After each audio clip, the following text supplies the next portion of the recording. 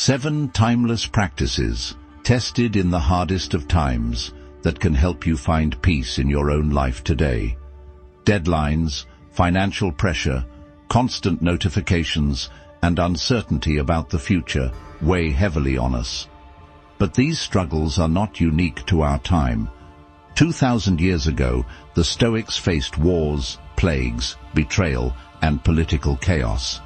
They too lived with pressure. Yet they discovered practical ways to remain calm, strong, and unbroken.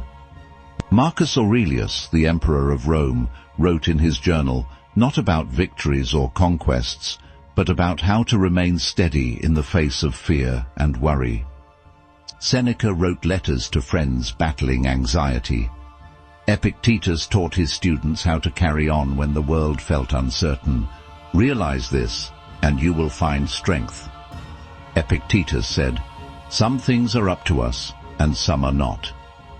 Think about how often stress comes from worrying about things that never even happen. You lie awake at night replaying an argument, imagining a failure, or fearing rejection. None of those outcomes exist yet, and many never will. You can plan for tomorrow, but you cannot force tomorrow to unfold exactly the way you want. You can ask someone to understand you, but you cannot control how they will react. The Stoics remind us to separate life into 2 categories: what is mine to direct and what is not. My thoughts, my choices, my actions, these are mine. By questioning your automatic judgments, you can transform stress into calm. Epictetus taught, "Men are disturbed not by things, but by the views they take of them." The event itself is neutral. It is your judgment that creates stress. A delayed train, a harsh word, a lost opportunity, none of these contain anxiety on their own. It is the story we attach to them that creates suffering. Imagine someone cuts you off in traffic. Your first thought may be, "That person disrespected me." Instantly, stress flares up. When you expect stress, its power to overwhelm you disappears. Marcus Aurelius began his days by writing reminders to himself. Today you will meet selfish, ungrateful, and angry people. He expected difficulties before they came. This is not pessimism, it is preparation. When stress arrives, you are not surprised. You are ready. Think about how you start your mornings. If you expect everything to run smoothly, the first delay, the first rude word, the first setback can ruin your day. But if you begin already prepared for difficulty, stress no longer shocks you. I am stronger than I imagined. Seneca, though wealthy, sometimes slept on the ground, wore rough clothes, and ate the simplest food. Why? To remind himself that he could endure hardship without fear. We live in constant comfort, yet comfort makes us fragile.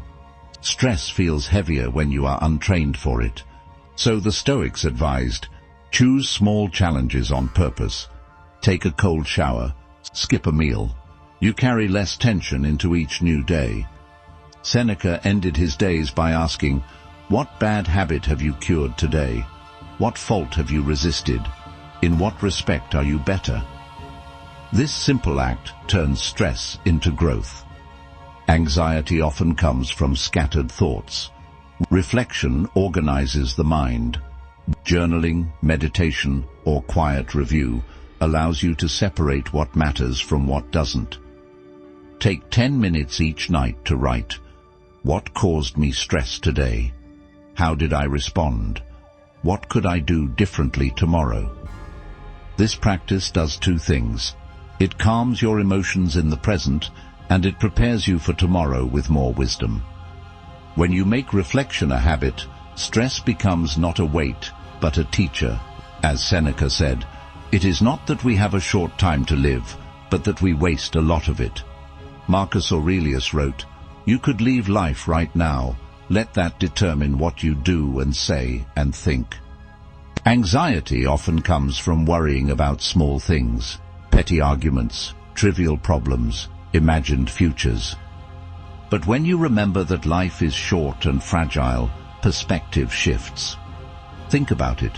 The argument you had yesterday, the email that stressed you out, the fear of looking foolish, do these still matter if today were your last day?